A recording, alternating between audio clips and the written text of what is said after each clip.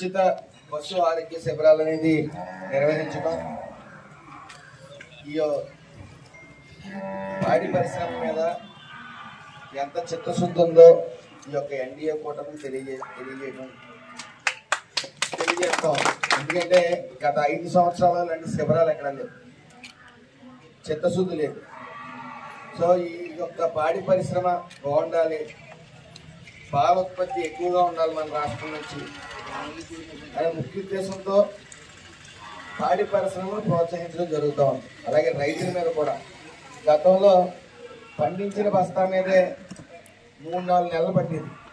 రైతులకు డబ్బులు రావాలంటే ధాన్యం బస్తా మీద 5 నెలల నుంచి 6 నెలలు పట్టింది. అది అధిక వడ్డీలకి మీరు గురయ్యి ఇబ్బందులు పడే పరిస్థితి.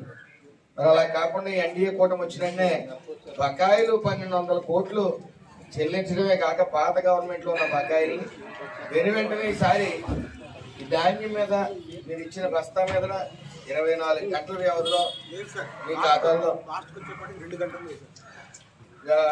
2-3 గంటల్లో కూడా పడిన అంటే రైతుల మీద ప్రభుత్వానికి ఉన్న చిత్తశుద్ధి. మరి ఈ రోజు పాడి పరిశ్రమ బాగుండాలి, వాటిని కూడా మనుషులతో సమానంగా ప్రాధాన్యత ఇస్తున్న గవర్నమెంట్ ఏమైనా ఉందంటే ఈ ఎన్డీఏ కూటమి సగౌరవంగా మనం చెప్పుకోవచ్చు. అలాగే ఈ పశు వైద్య చికిత్సలు, గర్భకోశ వ్యాధులు కానీ, అలాగే వ్యాధి నిరోధక టీకాలు కానీ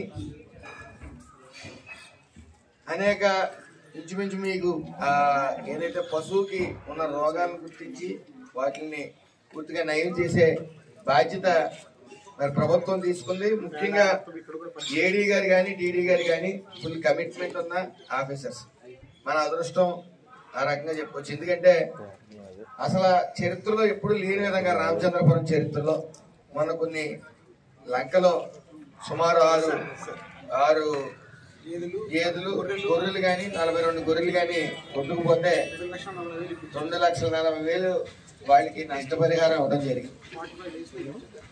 అది ఎప్పుడు జరగలే అసలు. అలాంటిది ఈ రోజున ముఖ్యంగా రైతులు అశ్రద్ధ వహించడం మాత్రం తీవ్రంగా నష్టపోతారు. ఎందుకంటే ఇన్సూరెన్స్ అనేది ఖచ్చితంగా